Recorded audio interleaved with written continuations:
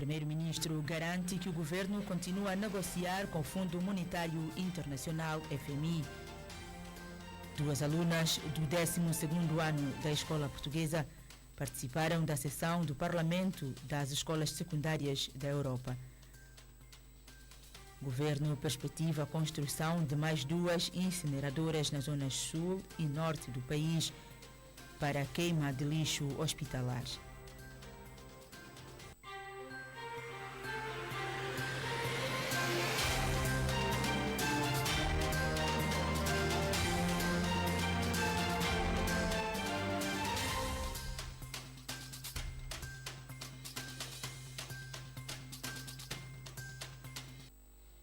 Boa noite. Numa comunicação feita esta manhã ao país, o primeiro-ministro disse que a situação financeira é extremamente difícil e que vai exigir esforço de todos. Patrício Trovoada sublinhou que o governo continua as negociações com o FMI e apresentou as medidas que o Fundo Monetário Internacional colocou em cima da mesa.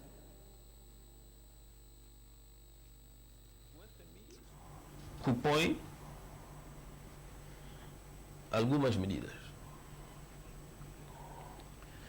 Será que essas medidas trazem-nos a solução? Se fosse o caso, elas estariam já tomadas. Mas as medidas são insuficientes, mesmo para o FMI. E eu vou explicar. As pistas de solução pelo FMI,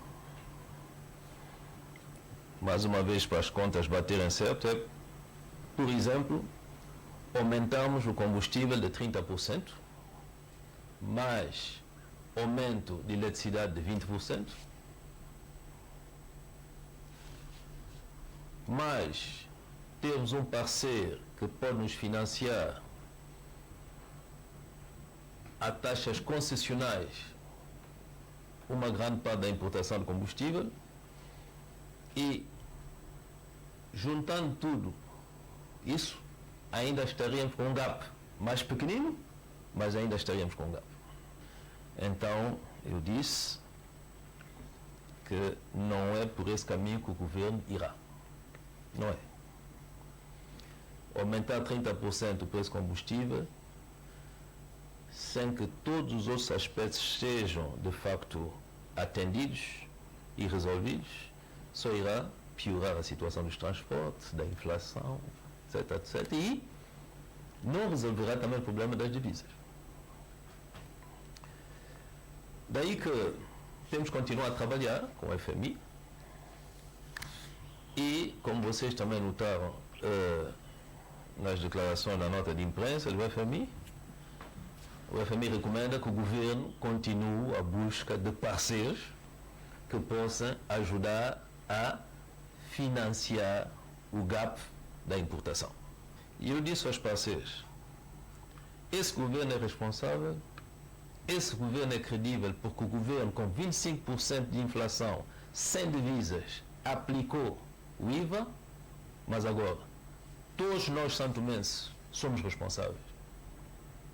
Esse governo, porque tem a responsabilidade de dirigir o país, governos anteriores que não tomaram as medidas atempadamente, não tiveram a visão, não tiveram a previsão, não tiveram talvez a coragem, ou talvez estavam confiantes demais, e todos os santomenses temos a responsabilidade de lidar com essa situação e ultrapassar esta situação. Porque essa situação, se não for ultrapassada, o país estará numa situação extremamente perigosa. Não só social, mas também, eu diria, física, infraestrutural, porque tudo é urgência. O nível de degradação das infraestruturas é visível.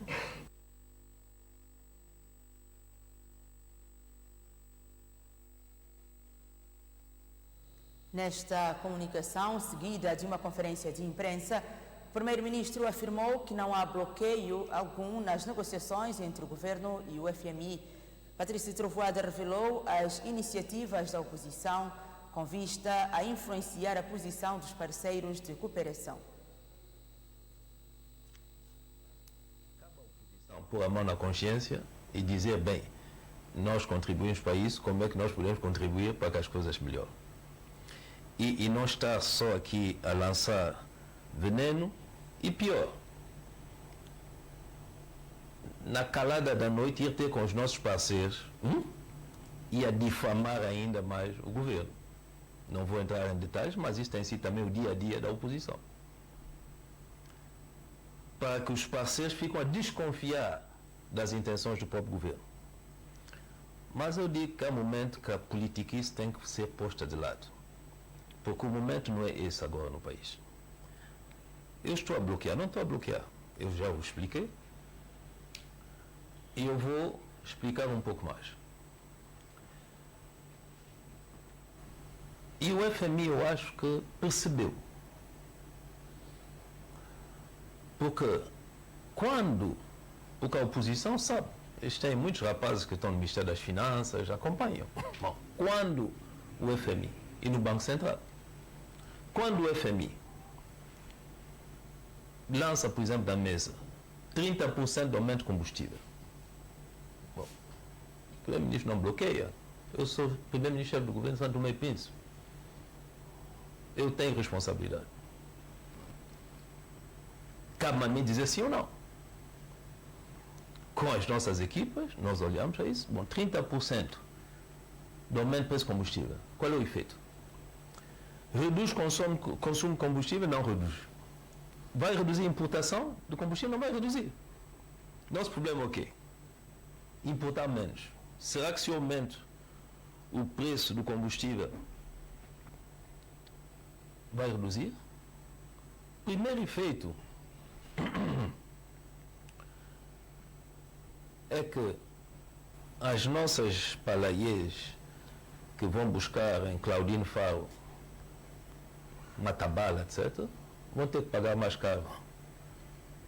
O IAS, que aliás, se calhar hoje, com o estado da estrada, não é IAS, é trator. Vão chegar até Agoizé, a estrada principal, vão pagar ainda mais para vir para a cidade e o senhor vai pagar ainda mais aqui no mercado do produto. Vai reduzir de facto a importação? Não. Porque os 30% do aumento generalizado do preço de combustível, nós sabemos que a maioria dos carros de transporte público aqui é gasolina, não é gasóleo. E o nosso problema é o gasóleo da central da EMAI. Então, vamos pôr na balança. Será que isso me resolve o meu problema? Não. E será que isso me traz mais divisas, dólares? Eu compro combustível com dólares lá fora? Não. Não me traz dólar, não me traz euro. Então, essa medida que na ficha Excel vamos aí, pode melhorar. Mas no papel, na realidade não melhora. Para além disso, o senhor acrescenta ainda 20% do aumento da fatura da EMAI. Será que aumentando 20% da fatura da EMAI, quando a EMAI fatura e não entrega nada ao cofre do Estado, fatura e não entrega nada à ENCO, será que esses 20% do aumento da fatura de eletricidade que os mais humildes pagam, sobretudo os mais humildes, será que isso vai resolver o problema da redução da importação do gasóleo? Será que isso vai reduzir o problema das bombas que vendem gasóleo às vezes mais barato que o preço oficial? Gasóleo roubado? Não vai resolver. Então, a oposição pode dizer, o primeiro-ministro bloqueou. Se é isso o bloqueio, sim. Eu disse que não. Porque não penso que isso seja a solução. E mesmo fazendo isso, eu aumento 30% o preço do combustível. Eu aumento 20% o preço da eletricidade. Eu aumento mais 2 pontos o IVA. Mesmo fazendo isso, eu tenho que ter um financiamento para financiar o resto do GAP.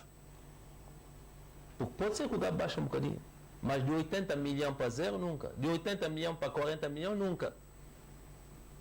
Então, eu tenho que financiar.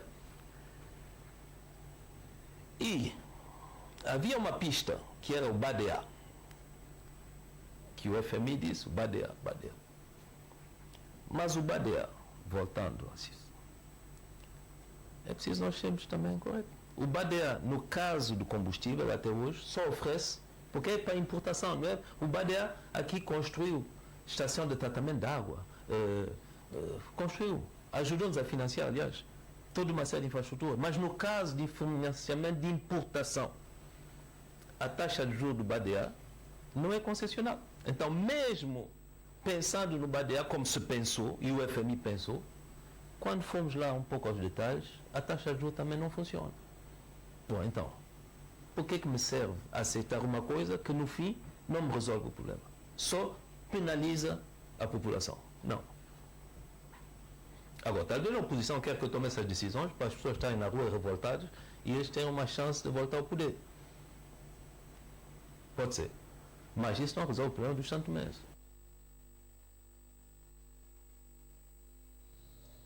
Comunicação ao país do primeiro-ministro e chefe do governo para acompanhar na íntegra depois do telejornal. Quinzena da Biodiversidade culmina com a campanha de recolha de resíduos sólidos na capital.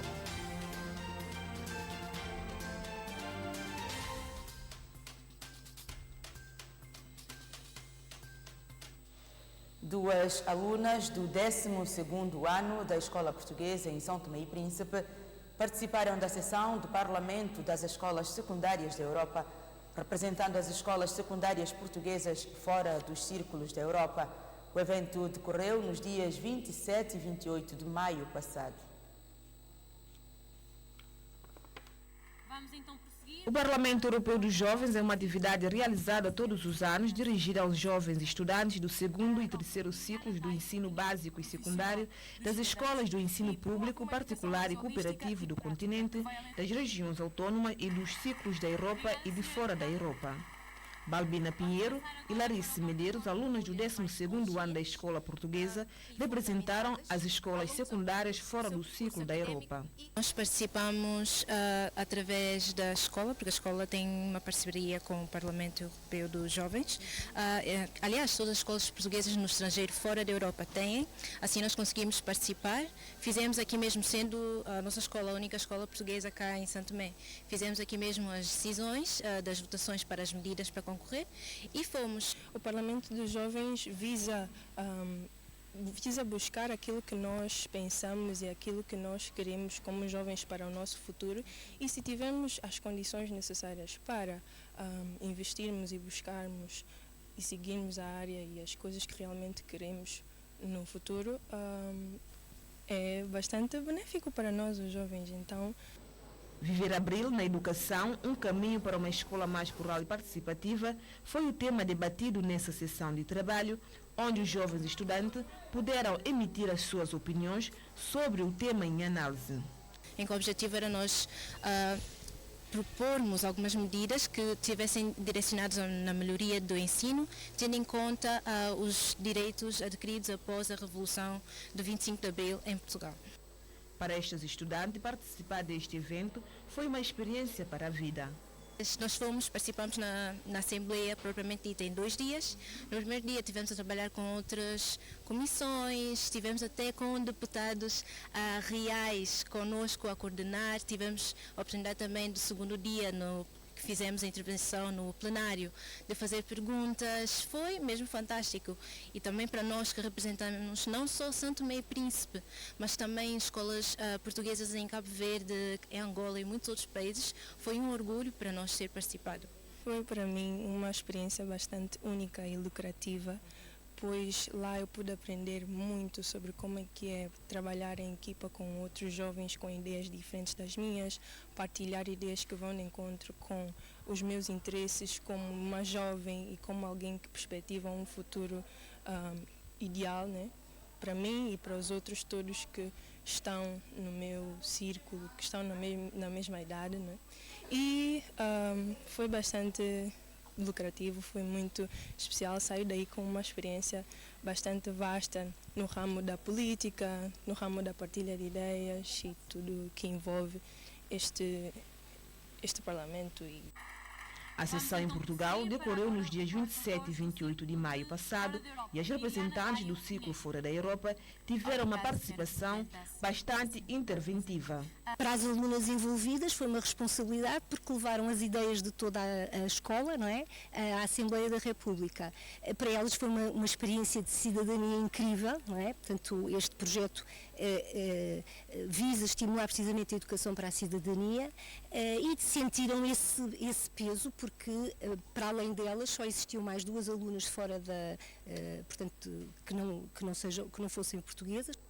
Alunas do 12º ano da Escola Portuguesa marcam presença na sessão do Parlamento das Escolas Secundárias da Europa em Portugal, representando as escolas secundárias portuguesas fora do ciclo da Europa. E projetos colaborativos entre turmas e escolas. No âmbito das celebrações do Dia Mundial do Ambiente e da Quinzena Nacional do Ambiente e da Biodiversidade, foi realizado na manhã deste sábado, em diversas artérias da capital, uma campanha de recolha de resíduos sólidos. Foram recolhidos centenas de sacos e materiais plásticos, vidros e latas que são deixados em lugares impróprios pela população. De recolha seletiva, o resultado foi esse. Centenas de sacos de resíduos recolhidos em diversos pontos da capital, sobretudo os materiais plásticos. Estamos a tirar muito plástico. Como se pode ver agora, nós temos aqui essas palinhas, né? E também estamos a recolher muitas garrafas de água mineral, garrafas de óleo. Então temos recolhido plástico, muitos. A nossa cidade parece mesmo parecendo estar limpa, mas no fundo há muito lixo, principalmente nos nossos jardins. Viu-se uma grande quantidade de plásticos e de garrafas, que é triste, não é? Porque nós sabemos, é verdade que não há em todos os pontos contentores para depositarmos os lixos, mas nós podíamos muito bem, né, levar o lixo até onde existem esses contentores. Portanto, grande parte de lixos recolhidos foram então latas, garrafas, plásticos, também um bocado de papel. Pelo caminho, as equipas iam recolhendo e fazendo a seleção dos resíduos. Sobre o lema Lixo Não, combater hoje e preservar amanhã, a campanha mobilizou diversos autores da sociedade civil que se identificam com a causa da proteção do ambiente e da biodiversidade. Para não estragar a nossa natureza, então nós estamos a fazer limpeza. Tiramos garrafas e latas. O que mais? E outras coisas que fazem mal para a na nossa natureza. Segundo a ministra do Ambiente, a falta dos ecopontos em alguns locais não justifica a maneira como a população tem lidado com os lixos, por isso é necessário uma mudança de comportamento. Mesmo tendo ecopontos em alguns pontos, mesmo tendo contentores, nós também assistimos que as pessoas põem o lixo no chão. Não tem esse cuidado, não tem, por exemplo, se a pessoa parou a uma distância de, sei lá, não digo 1 metro, meio metro, e atirou porque não quer andar mais, e aquilo se cai, não cai dentro do contentor, a pessoa não tem esse cuidado de ir lá, apanhar e voltar a pôr. Então vai ficar, não é só uma questão mesmo só de ter ecopontos distribuídos a nível de todas as ruas, é também uma questão de comportamento. A problemática do tratamento dos resíduos não é só uma questão ambiental, mas também de saúde pública, frisou a ministra do Ambiente. Temos sim que recolher e tratar da melhor forma para evitar realmente que a nível de saúde pública também tenhamos problemas. Como vocês sabem, nós temos uma lixeira a céu aberto, grande parte dos lixos recolhidos vão lá para aquela lixeira e estando na lixeira, uma das formas de tratar que nós temos é queimar. E queimando tem aquele, nós mesmo aqui na cidade vemos aquela fumaça toda, que são coisas tóxicas, né? Acaba por realmente ter alguma influência em termos de doenças respiratórias. Portanto, mesmo as garrafas, por exemplo, se realmente, como eu disse, nos jardins vimos muitas garrafas de vidro, imagina as crianças brincarem no jardim e terem a infelicidade de pisarem uma dessas garrafas. O que acontece? São cortes, por vezes cortes profundos, vai depois implicar levá-la para o hospital, levando para o hospital temos que ter lá também condições para tratar. Os resíduos que foram selecionados serão entregues à Santa Casa da Misericórdia, onde existe um centro de processamento de lixo.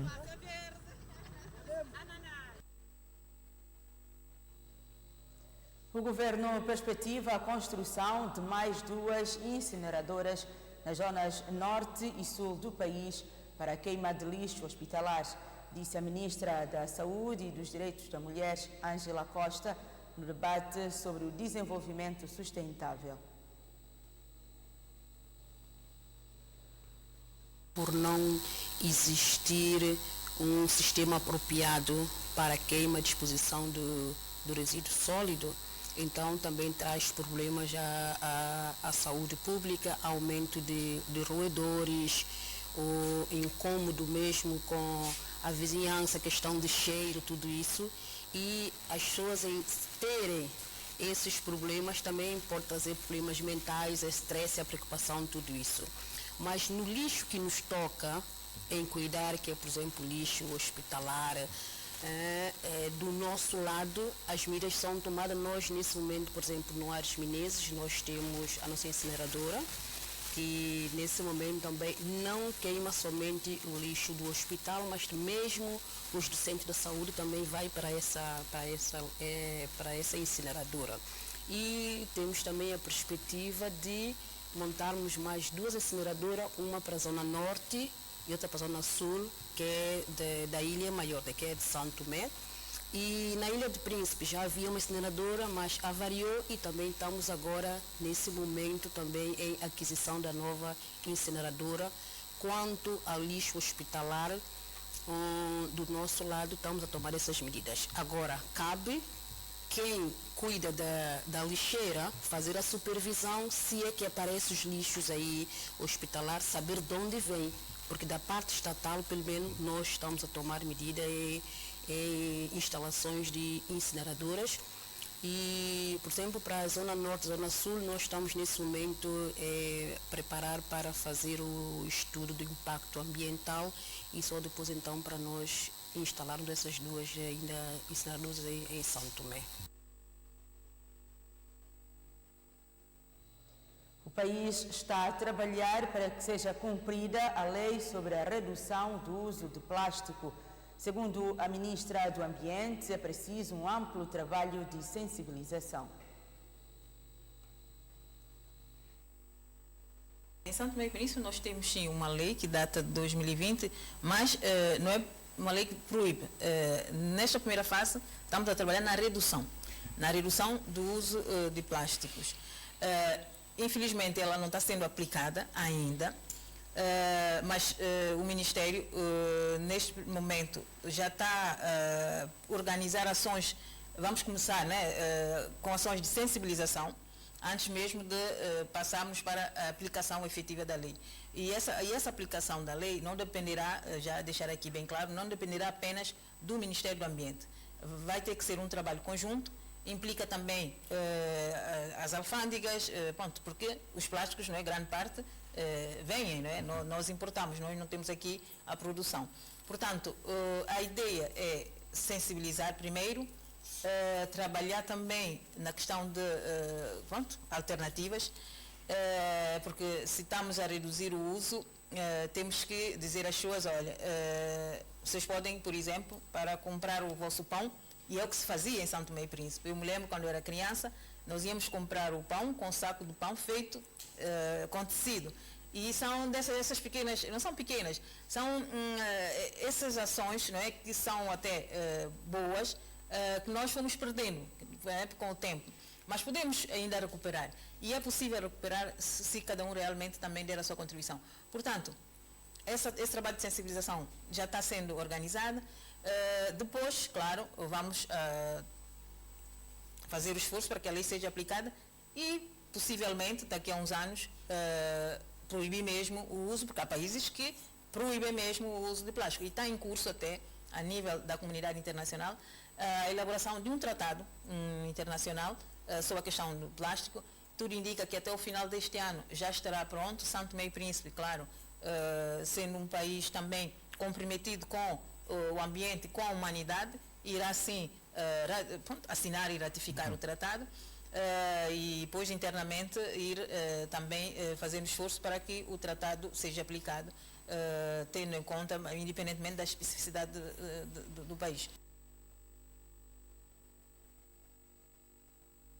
O ministro das Infraestruturas e Recursos Naturais referiu que é urgente a introdução no país de energia limpa.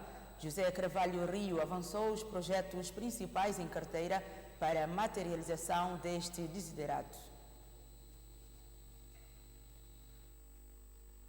É imperativo que mudemos, que façamos essa transição energética para uma energia mais limpa. Nós temos vários cenários, temos um país com o enorme potencial a nível solar, a nível hídrico e até oceânico. Portanto, há cenários para se introduzir melhorias na produção de eletricidade a partir das centrais fotovoltaicas, portanto, melhoria de algumas centrais que nós já temos, como a central do computador, que produz atualmente cerca de 1,5 megawatts, e nós queremos aumentar a sua capacidade para cerca de 4,3 megawatts, e temos outras centrais, como umas pequenas centrais, como a central do Rio do Ouro, a central hidroelétrica do GEG e eventualmente a central que já se fala há um bocado de tempo para a sua construção, que seria a central sobre o rio Cauê. Portanto, há essas iniciativas, mas para além dessas hídricas, nós temos hoje em dia a produção de energia a partir dos painéis fotovoltaicos está muito na moda, e o nosso país também está interessado, e há muitos investidores interessados.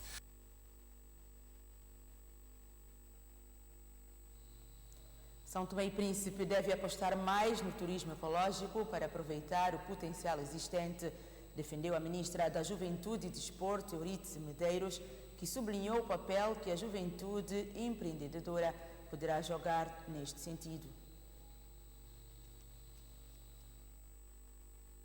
O mundo hoje está a enfrentar esse momento difícil, não é? O problema também das alterações climáticas que tem afetado quase todos os países, e aqui em São Tomé e Príncipe nós também já sentimos bastante, não é? E chamar essa atenção aqui do papel que a juventude tem naquilo que é a proteção e a preservação do meio ambiente. Realçar também que, tendo em conta as nossas características, né, duas ilhas com as características que nós temos, uma das coisas também que nós podíamos começar também a promover no país é o turismo ecológico, e nós temos grande potencial para isso. O turismo ecológico, nós temos uma flora e uma fauna, uma natureza que pode muito bem proporcionar isso. E, sobretudo nas comunidades, acredito que pode ser, com jovens, iniciativas de jovens empreendedores, pode ser também uma forma de renda, não é? De conseguir alguma renda para as pessoas das comunidades, sobretudo os jovens, com essa iniciativa. E através da direção do empreendedorismo nós também estamos a trabalhar para também apoiar os jovens das comunidades que têm esse tipo de iniciativa, né? do turismo ecológico, que é um potencial que em São Tomé e Príncipe também nós temos bastante. Já depois do intervalo, novo ataque israelita mata 15 palestinianos na faixa de Gaza.